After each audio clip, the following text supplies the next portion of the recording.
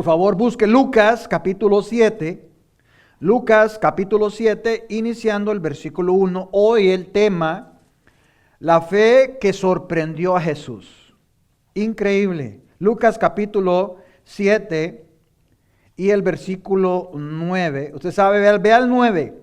Al oír esto, Jesús se maravilló. Solo eso debe llamarnos la atención de que Dios se sorprenda de ver la fe de alguien. Dice el versículo 1, después de que hubo terminado todas sus palabras al pueblo que le oía, entró en Capernaum y el siervo de un centurión a quien quería mucho estaba enfermo y a punto de morir. Cuando el centurión oyó hablar de Jesús, le envió unos ancianos de los judíos rogándole que viniese y sanase a su siervo. Y ellos vinieron a Jesús y le rogaron con solicitud diciéndole: es digno de que le concedas esto, porque ama a nuestra nación y nos edificó una sinagoga.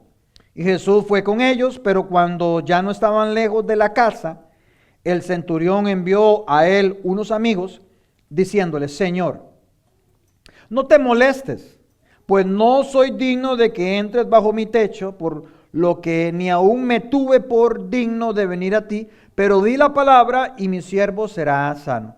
Porque también yo soy hombre puesto bajo autoridad y tengo soldados bajo mis órdenes, y digo a este, ven y va, y al otro, ven y viene, y a mi siervo, haz esto, y lo hace. Al oír esto, Jesús se maravilló de él y volviéndose dijo a la gente que le seguía: os digo que ni aún en Israel he hallado tanta fe. Y al regresar a casa, a los que habían sido enviados hallaron sano al siervo que había estado enfermo. El tema de hoy, la fe que sorprendió a Jesús. Nos basamos en el versículo 9, son las lecciones del centurión. Una fe inesperada. Hace unos años un hombre no conocido por su piedad, pero conocido por todos como un simple agricultor, se enteró de que en su pequeño pueblo enfrentaría una sequía devastadora. Entonces él, desesperado, decidió organizar una oración comunitaria para pedir lluvia. Llegó el día de la reunión y mientras todos se congregaban en la plaza, solo él trajo consigo un paraguas. La gente se rió de él, pero él respondió con sencillez: si vamos a pedir lluvia, deberíamos estar preparados para recibirla, ¿cierto? Okay. Entonces su fe sorprendió y conmovió a todos esa misma noche. Y llovió sin parar. Al igual que el agricultor que trajo su paraguas a la oración por la lluvia, el centurión del capítulo 7, del versículo 1 al 10, muestra una fe genuina y sorprendente. Este mismo oficial romano, normalmente fuera del círculo de los creyentes judíos, reconoció la autoridad de Jesús y confió plenamente en su poder para sanar a su siervo sin siquiera necesitar la presencia física. De esa forma, Lucas quiso destacar, y ese es el tema de estos 10 versículos, la autoridad de Jesús y la importancia de una fe auténtica. Ese es el significado expositivo original. Por eso hoy en Lucas capítulo 7 del 1 al 10 vamos a aprender 4 puntos. Número 1, la necesidad del centurión del 1 al 3. 2, la intercesión de los ancianos, versículos 4 y 5. 3, la humildad del centurión, versículos 6 al 8. Y la admiración de Jesús del 9 al 10. Estos elementos nos van a enseñar sobre la fe auténtica y la autoridad de Cristo. Y para eso invocamos el nombre de Dios para que el Espíritu Santo nos ayude a poder explicar el texto y también que Él pueda transformar aquellos corazones de piedra, los haga de carne y a su pueblo entender lo que significa el texto. Oramos. Señor, esta mañana te agradezco por traerme a la iglesia, porque es tu iglesia, tú la edificas. pero nos das el privilegio, usas instrumentos humanos. Gracias porque me permites predicar esta mañana, volver aquí a Raleigh, a tu iglesia, que tú, el único, y es claramente que tú has edificado. La honra es tuya, Señor. Y nosotros queremos crecer en base a esa base que es lo que los apóstoles han puesto, la doctrina. No queremos salirnos de ese cuadro. Señor, por eso invocamos tu nombre para que nos ayudes a entender este texto. Y no solo entenderlo, sino vivirlo. Porque tú tienes un mensaje para el pueblo de hoy, para nosotros. Transfórmanos, Señor, esta mañana. Úsame, Señor, para tu gloria en el nombre de Cristo Jesús. Amén. Punto número 1 es la necesidad del centurión. Lucas 7:1. Dice que después que hubo ¿terminado qué? Después de que hubo terminado todas sus palabras al pueblo que le oía, entró en Capernaum. Pregunto, ¿cómo se relaciona este versículo con el contexto del versículo capítulo 6, que estamos iniciando el 7? Pero ¿qué tiene que ver con el capítulo 6? Que recuerde que los capítulos no son inspirados, sino se dio una división para poder entenderlos mejormente. Que a pesar del número del capítulo, ese versículo forma en realidad la conclusión del Sermón del Monte del capítulo 6 que lo estuvimos estudiando. Este versículo forma la transición entre el Sermón del Monte al incidente del centurión. Ahora, aquí se presenta un cambio geográfico para los acontecimientos que siguen. Capernaum se presenta en la pantalla y Jesús se mudó de Nazaret a Capernaum, convirtiendo este lugar, Capernaum, como su base durante su ministerio aquí en Galilea. Las razones para ese cambio fueron evitar la oposición que él tenía en su pueblo, alcanzar una mayor población y aprovechar mejores recursos para su misión. Además, su traslado estaba cumpliendo una profecía de Isaías que decía que el Mesías sería una luz en la región de Galilea, Zabulón y Neftalí, ciudades que se encuentran en Galilea, como lo cuenta la profecía de Isaías, capítulo 9 y el versículo 1. Capernaum era su base, donde él se trasladaba a otras ciudades. Había allí una unidad de soldados romanos y también había una oficina de impuestos, como nos cuenta Mateo 9:9, que está Mateo. Capernaum es importante. ¿Y por qué es importante? Bueno, Capernaum era la ciudad de Pedro, de Andrés, de Juan y Jacobo. Jesús, por cierto, increíblemente condenó esta ciudad porque él había hecho muchos milagros allí. Y lo increíble, no se arrepintieron. Por eso los milagros no convierten a nadie. La gente que busca y anda detrás de milagros van semana a semana buscando una llamita de fe que no tienen. Porque los milagros no fueron hechos para convertir a nadie. Dice Mateo 11:23, y tú, Capernaum, si en Sodoma se hubiera hecho los milagros que han sido hechos en ti, habrían permanecido hasta el día de hoy. Por tanto os digo que en el día de juicio, que hay un día establecido, será más tolerable el castigo para la tierra de Sodoma que para ti. Es lo que le digo, al que más se le da, más se le pide. Imagínense, Sodoma fue destruido fuego y a Capernaum le fue peor. No existe un rastro específico de la zona. Se encuentra en el norte del mar de Galilea, pero exacta no está.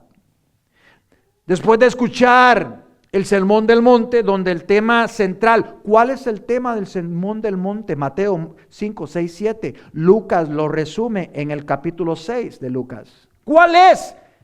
El verdadero discípulo. Las marcas del verdadero discípulo. Ese es el resumen del Sermón del Monte. ¿Cómo es el verdadero discípulo? Recuerde que discípulo no significa que usted es espiritual. Yo soy un discípulo de Cristo. No, discípulo en griego significa estudiante, aprendiz. Usted se inscribe en la universidad de Dios, pero eso no significa que usted es un hijo de Dios. Eso es un discípulo. El sermón del monte, el tema central, el verdadero discípulo. Prenda luces, baje, levante las cortinas de acero y ponga atención. Queda claro que este soldado romano queda perfecto para el ejemplo. El Señor está explicando cómo es un verdadero discípulo. Y ahora quiere mostrar en la práctica cómo es esa fe de un verdadero discípulo. La fe auténtica de un seguidor de Jesús. Por eso va conectado. Para nosotros está dividido en capítulos. Para Dios es un solo libro. Después de escuchar el sermón del monte, ¿qué pasó? ¿Qué dijo la gente? Dice Mateo en 7:28 que la gente se admiraba de su doctrina. Jesús deja la montaña, entra en la ciudad de Capernaum, su base de misiones. Nuevamente en la orilla del mar de Galilea, en el norte, se ubica Capernaum. Ese pasaje es vital para nosotros, este texto, pues su énfasis en la inclusión, no exclusión, no saca a nadie, no, la inclusión de los no judíos entre los elegidos. Es una sorpresa este centurión, que por cierto el Nuevo Testamento nos habla que hay 3 centuriones. Uno es Cornelio, un gentil convertido. Otro, el que estaba en la cruz, verdaderamente este era un hombre justo. Y este es el tercer centurión que aparece en las Escrituras. Que el hombre era gentil, está claro por los versículos 4 y 5, era un hombre como nosotros, un gentil. Él era un militar de carrera que había ascendido en sus filas, demostrando ser un hombre fuerte, responsable, digno de confianza. Era un combatiente valeroso, leal, hábil. Sus habilidades incluían mantener el orden, hacer cumplir la ley y supervisar la recaudación de impuestos. Pero en el último párrafo del capítulo 6, Jesús había declarado en forma elocuente por medio de una parábola que la fe en Él debe ser inquebrantable, tal como una casa fundada sobre la roca. Debe ser auténtica, de modo que habiendo escuchado las palabras de Jesús, estas no serán desestimadas, sino deben ser puestas en práctica. Yo les he mostrado en el Sermón del Monte, este es un verdadero discípulo. Si no está fundado sobre la roca, cuando llegue el juicio, usted puede estar en una iglesia falsa, cualquiera puede vivir una mentira, pero nadie va a querer morir por una mentira. Usted ahora puede fingir una vida religiosa, viene a la misa bautista, se congrega, pero cuando llegue el juicio, ahí vendrá el diluvio y arrancó todo. Tienen que ser puestas en prácticas, y es exactamente lo que quiere demostrar ese texto. Lucas presenta un ejemplo perfecto de ese tipo de fe que Jesús viene hablando en el capítulo 6. Ya les he explicado el contexto y ahora entramos a la exposición del texto en esta mañana. Lucas 7:1. Después que hubo terminado todas sus palabras al pueblo, ¿cuáles palabras? El sermón del monte que acaba de predicar, ¿cierto? Al pueblo que le oía, porque hay gente que está sentada que tiene oídos pero no escuchan. Al pueblo que oía, podríamos traducirlo, después que Jesús había terminado de enseñar al pueblo, Él entró en Capernaum, la orilla norte del mar de Galilea. Dice el versículo 2, y el siervo, traducido también como esclavo, doulos. Un esclavo era alguien que era obligado a trabajar, y escúcheme bien, sin pago. Trabajar sin pago. Era el siervo de un centurión. ¿Qué es un centurión? Es un oficial del ejército, un oficial romano. Era un oficial militar que mandaba 100 soldados. ¿Cómo era la estructura militar? Recuerde que igual como Dios tiene su orden de ángeles, arcángeles, serafines, etc., también Satanás tiene su estructura. Ahora, ¿cómo era una estructura del tiempo romano? Primero, había un jefe que tenía una legión, era el encargado de 6,000 soldados. ¿Ok? Estos 6,000 se dividían en 70 cohortes. Estas personas son 70 que se encargaban de los 6,000. O sea, cada cohorte manejaba 600 soldados. De esos 600 soldados se dividían, ahora sí, en centuriones. Un puesto importante. Cada centurión tenía a su cargo 100 soldados. Y de esos 100 soldados, él ponía un capitán y los demás eran rasos o simples soldados. Por lo que dice el versículo 9, él era un gentil, alguien como nosotros. Los centuriones usualmente eran de diferentes países. Se desconoce, el texto no nos dice de cuál país pertenecía. Probablemente era romano.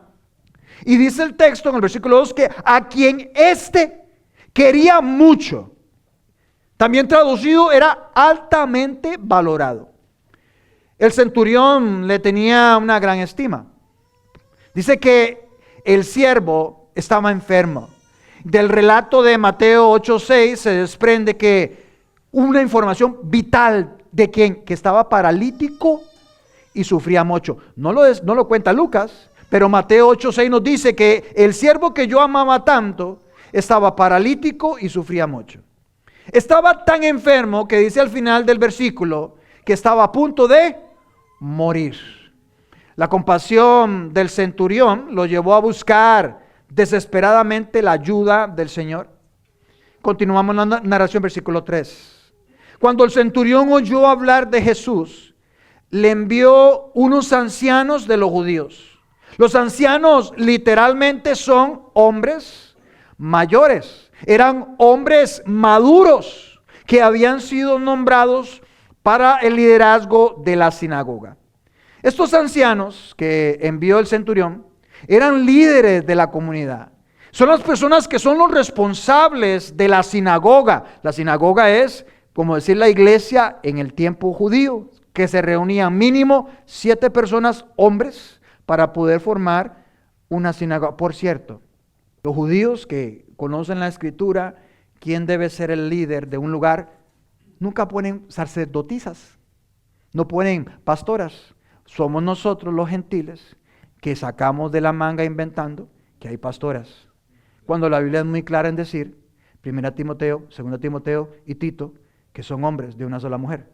Usted no va a ir a ninguna sinagoga que los judíos, porque hay que valorar eso. Los judíos son muy estrictos en seguir lo que dice. Y no hay una mujer dirigiendo una sinagoga.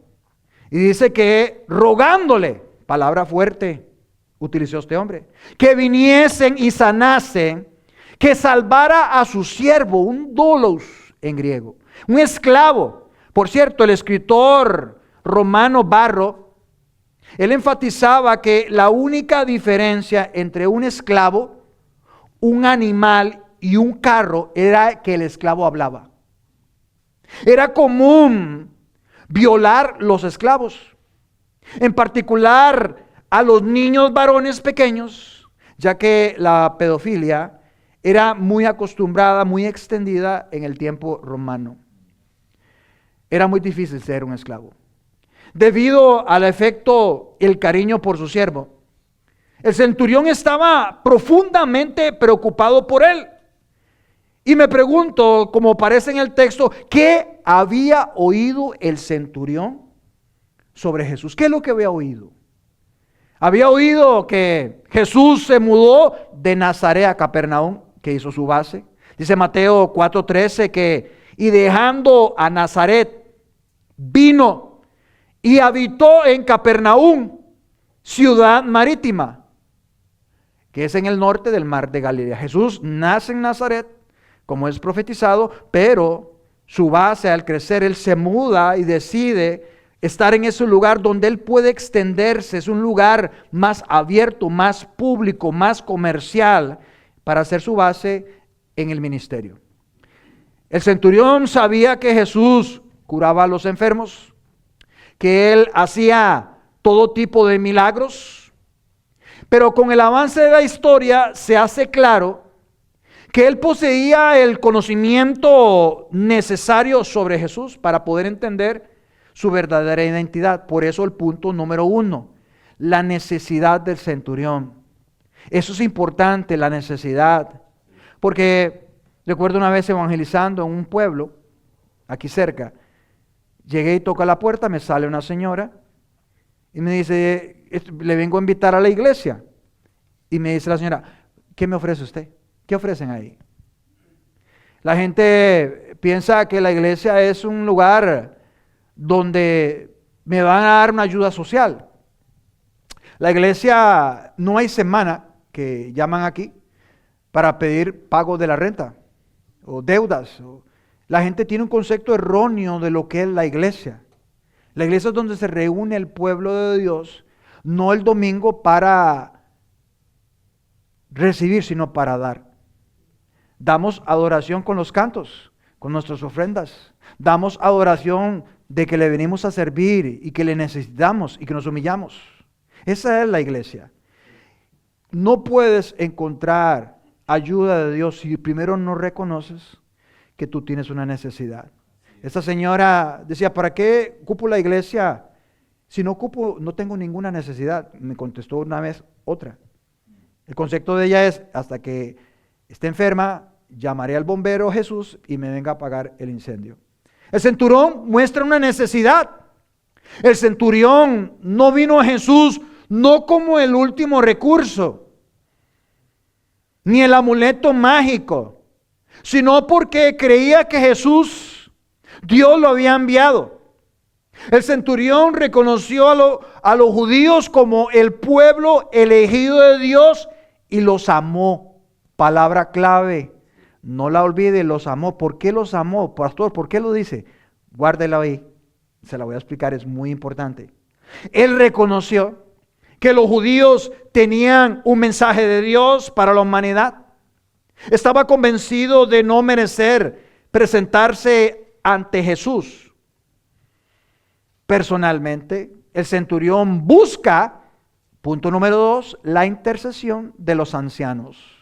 Lucas 7:4. Y ellos, citando a los ancianos, vinieron a Jesús, algo que no debemos olvidar, porque no vinieron a María, no vinieron a los apóstoles, no vinieron a los profetas, vinieron a Jesús. Y le rogaron con solicitud diciéndole, es digno de que le concedas esto. Primero, quiero hablarles sobre una presunta contradicción. En un mismo pasaje paralelo, recuerde que los evangelistas es como que ocurre un evento aquí en el centro, entonces Mateo viene, toma la foto de este lado, Marcos la toma de este lado, Lucas la toma de este lado y Juan la toma de este lado.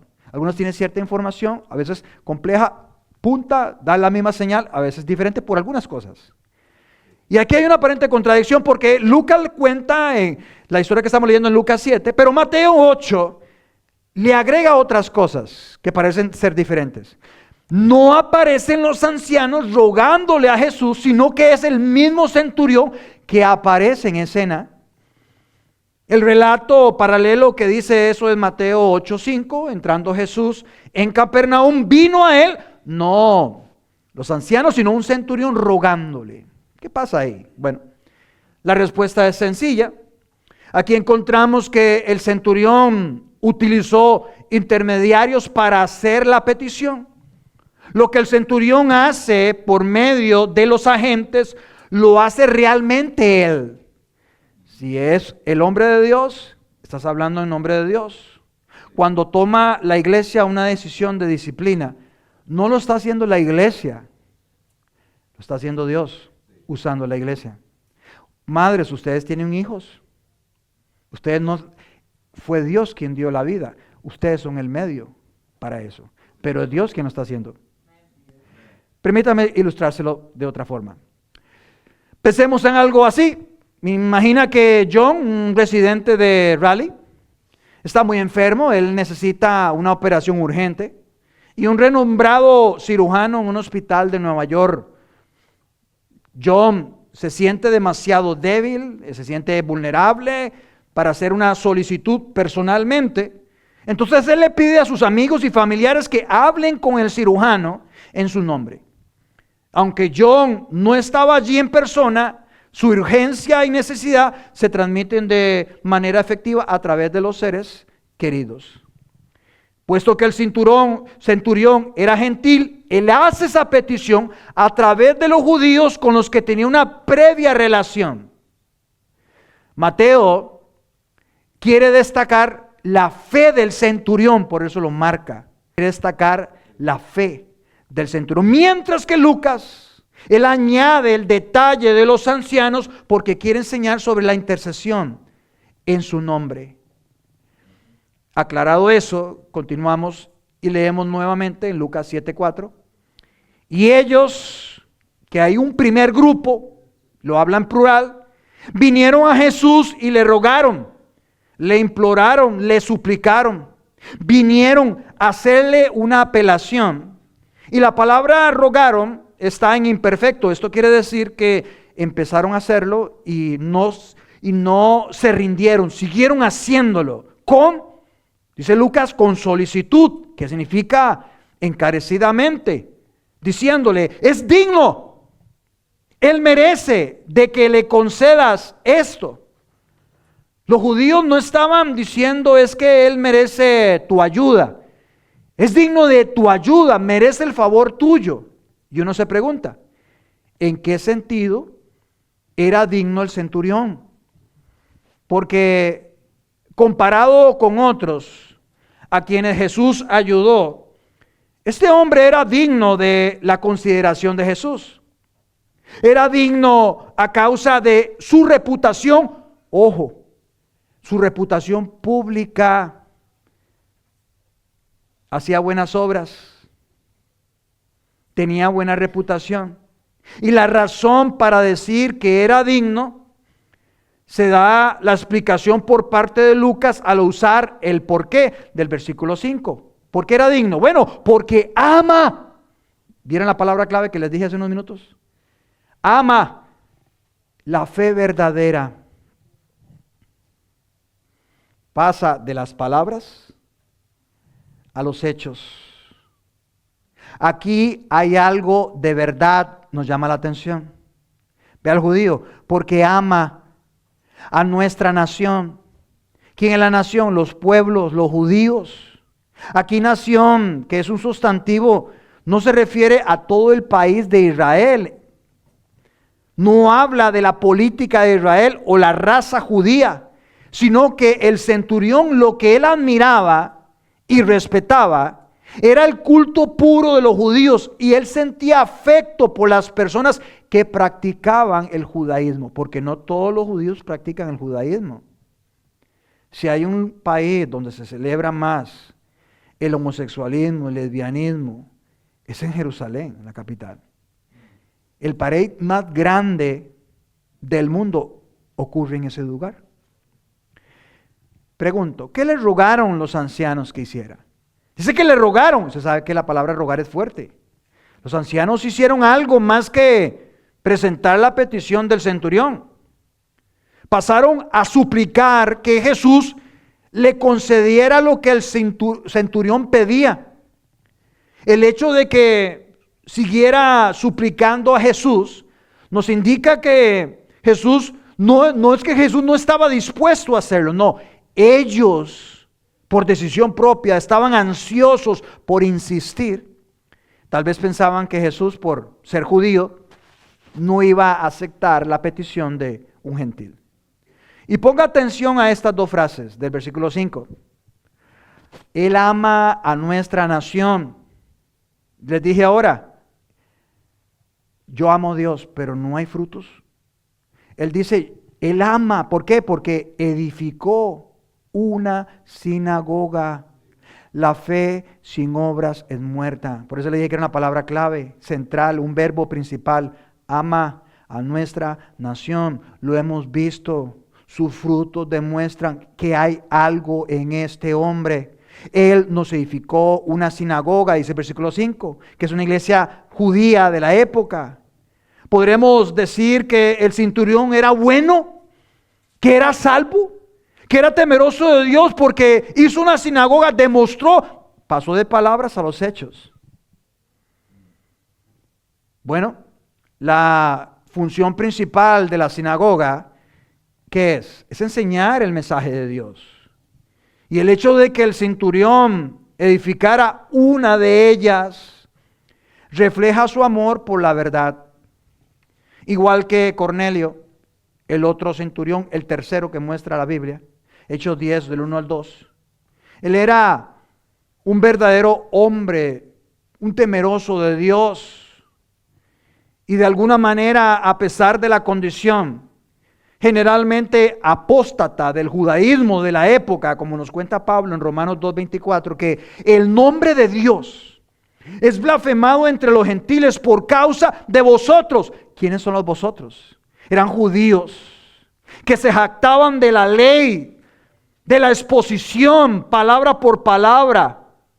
Eran expertos de la predicación expositiva, conocedores de la doctrina, se jactaban de la ley, pero no la cumplían. Por eso Jesús les decía, hagan lo que ellos dicen, pero no hagan lo que ellos hacen. Ellos blasfemaban el nombre de Dios, como también hay personas hoy en día, que blasfeman el nombre de Dios entre los gentiles por causa. ¿Por qué? Porque el nombre de Dios es blasfemado por causa de su hipocresía. El centurión había oído, había creído la verdad de que Jesucristo era el Mesías, el Salvador y Señor. ¿Cómo pudo el centurión edificar una sinagoga? Porque ¿cuánto cuesta eso?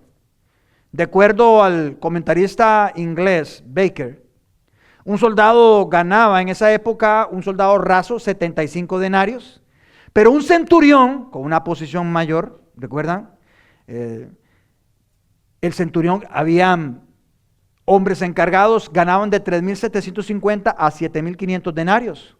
Comparado a un raso, podía financiar fácilmente una construcción. Y pregunto, ¿por qué el punto 2 se llama la intercesión de los ancianos? Porque evidencia la apertura, la inclusividad, no un grupo, no, la inclusividad de Jesús hacia todos aquellos que demuestren una fe auténtica sin importar su origen, son bienvenidos a sentarse a la mesa de Dios. Pero dos características de un verdadero discípulo de Jesucristo, hermanos, es el reconocimiento de su ruina espiritual. Por eso en el Sermón del Monte, Lucas resumiéndolo dice, inicia esa gran predicación, dichosos, bienaventurados los pobres en espíritu, porque de ellos es el reino de Dios. Esa es la característica número 1. Y 2, es la humildad. Por eso vamos a pasar a estudiar el punto número 3, la humildad del centurión. Vea el versículo 6 al inicio. Y fue Jesús con ellos. Eso es extraordinario. Porque Dios es amor, pero Dios no está obligado a amar a todos. Dice que Jesús aceptó la invitación de los ancianos. Su compasión no tiene límites. Continúa el texto. Pero cuando ya no estaban lejos de la casa, esta frase, no estaban lejos de la casa, significa que Jesús ya había llegado a un punto en el que no estaba lejos de la casa, y probablemente pudo ver que Jesús se acercaba o le llegó la noticia de que Jesús estaba cerca. Dice el texto, el centurión envió a él unos amigos. O sea, aquí hay una segunda delegación que envía al Señor, diciéndole. La estructura en griego muestra que los amigos van a dar las palabras exactas del mensaje recibido por parte del centurión. Y le dice, Señor, ese es el mensaje, Kyrios en griego, no te molestes, no estés preocupado, contrariado, perturbado.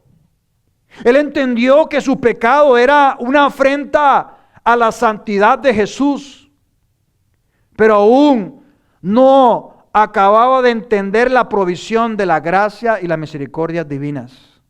Y él expresa en su mensaje, pues no soy digno. Ellos lo dicen, pero es el mensaje del centurión. Y note lo que dice el centurión. Note lo que dice el centurión de sí mismo. Porque es muy diferente, aquí es clave, por favor, abra los ojos. Es muy diferente a lo que la gente de Dios, cree de Él. Porque el versículo 4 dice, los judíos, es digno de que le concedas esto. Eso es lo que la gente piensa.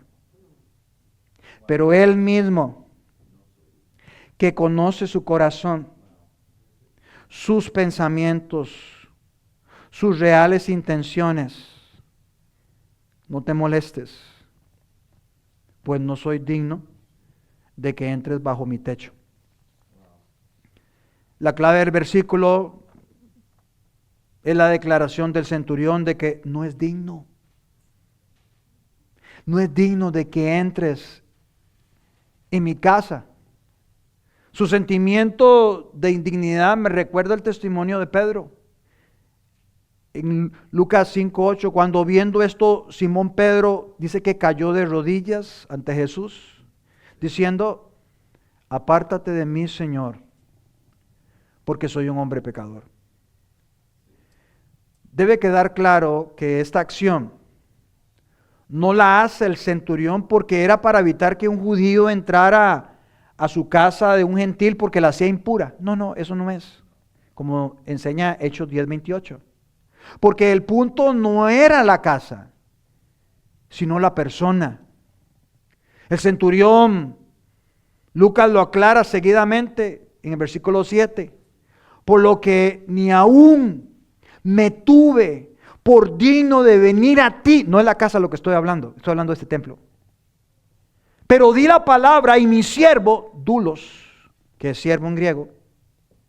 Pero algo interesante en la gramática, que aquí siervo, nosotros en español, aquí se usa en griego país, aunque en español aparece siervo y siervo en los dos versículos.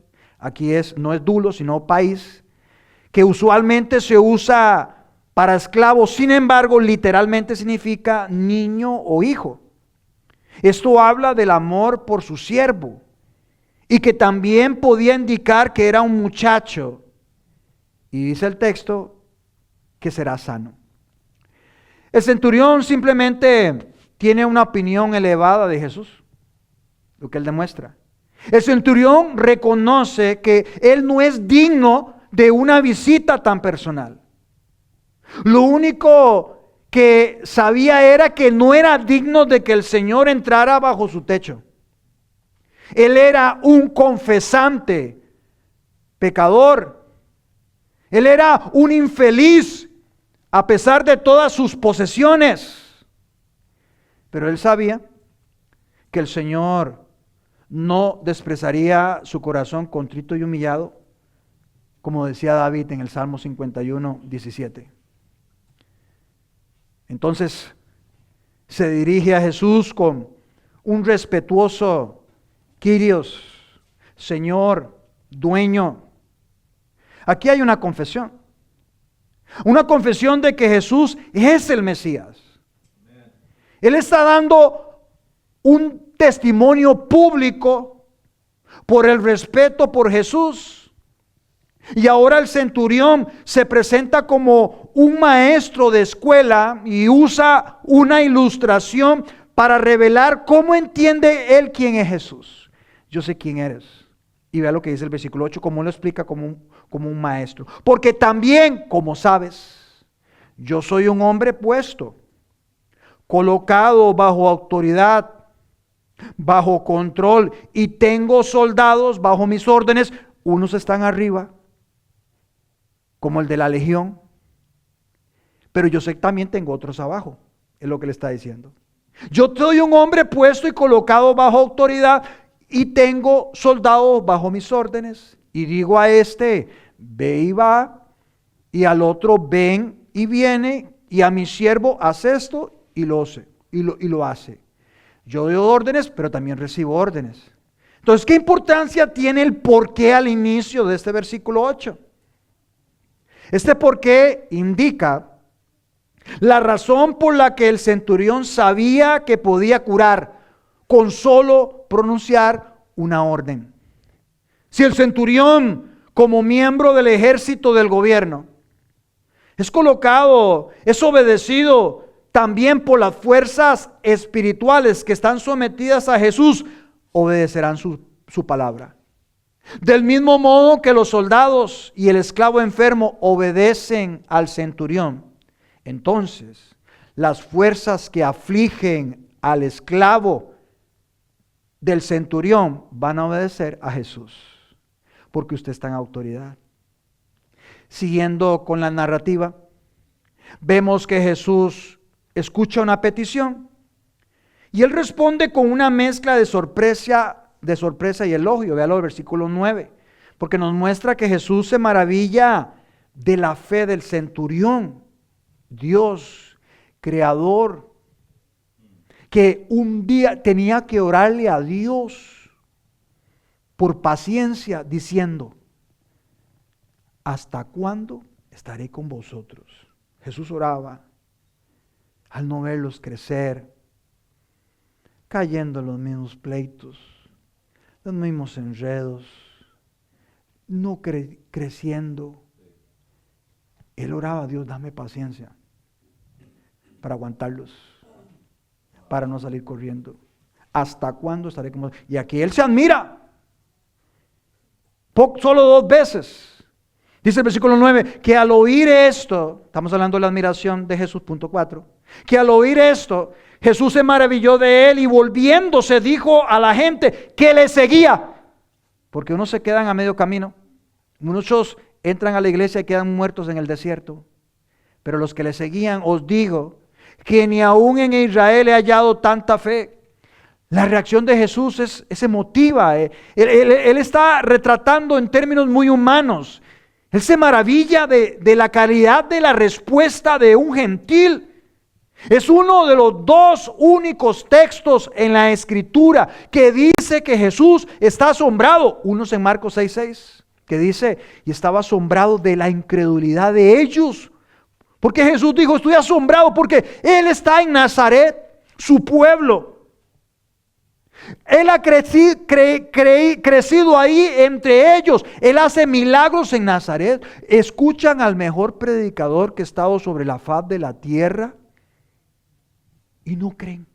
Se asombra. Pues, ¿qué más quieren? Se asombra. Y la segunda vez que dice eso es en este texto, Lucas. También, obviamente, en el pasaje paralelo de la misma historia, Mateo 8:10, cuando dice: al oírlo Jesús se asombró, se maravilló. Es que están viendo gente convertirse, familias restauradas, gente convirtiéndose, y aún así se siguen perdiendo. La fe del centurión lleva a Jesús a dirigirse a la multitud, y un sintaxis, que es la estructura en griego, él les describe a Jesús, se vuelve antes de decir estas palabras, él se vuelve. Porque Mateo omite este detalle de volviéndose. Usted lo ve en el paralelo, Mateo 8:10, al oírlo Jesús se maravilló. Mateo no registra eso, pero Lucas se dice: Jesús se vuelve a la multitud, que es la que tiene que oír. ¿Se asombra? Eso le añade color al relato, ya que Jesús se dirige especialmente a las multitudes que le siguen. Les estoy hablando del gran sermón del monte. Esta es una fe verdadera. Veamos por un momento la frase clave del párrafo. Os digo que ni aún en Israel he hallado tanta fe. Jesús elogia la fe de los gentiles como algo que no se encuentra en Israel. Esta fe ilustra que ¿qué sucederá a menudo? Nos adelanta qué va a suceder en Hechos. ¿Quién fue el que escribió Hechos? Lucas. Hechos. Los gentiles responden a Jesús, mientras que muchos judíos lo rechazan. Más que esto, Lucas nos muestra que los paganos piadosos pueden entender a Jesús, que Él es el camino de Dios. Y la pregunta importante: ¿qué es lo que Jesús elogia de la fe del centurión como única y especial? Que no puede ser el reconocimiento del poder milagroso de lo que Él está enfocando el pasaje, sino que esta fe única reconoce, y es el significado positivo de estos 10 versículos, la autoridad de Jesús y el poder de su palabra. No solo sobre la enfermedad, sino también ante su ausencia física y su distancia. es que no se requiere la presencia y el toque mágico para la curación. El centurión reconoce que el poder de Dios actúa a través de Jesús, sin limitaciones espaciales. La humildad mezclada con una fe profunda describe lo que Jesús alaba. El soldado se acerca al hombre de Dios, pero con los términos adecuados. El joven rico no quiso dejar su riqueza. No es bajo tus términos, son los del Señor.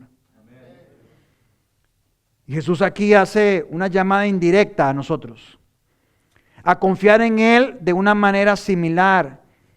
Y en efecto, la pregunta es, ¿confiarás como el centurión? Finalmente, versículo 10. Y al regresar a casa, los que habían sido enviados, aquí define que hay un segundo grupo de enviados, hallaron sano, de buena salud.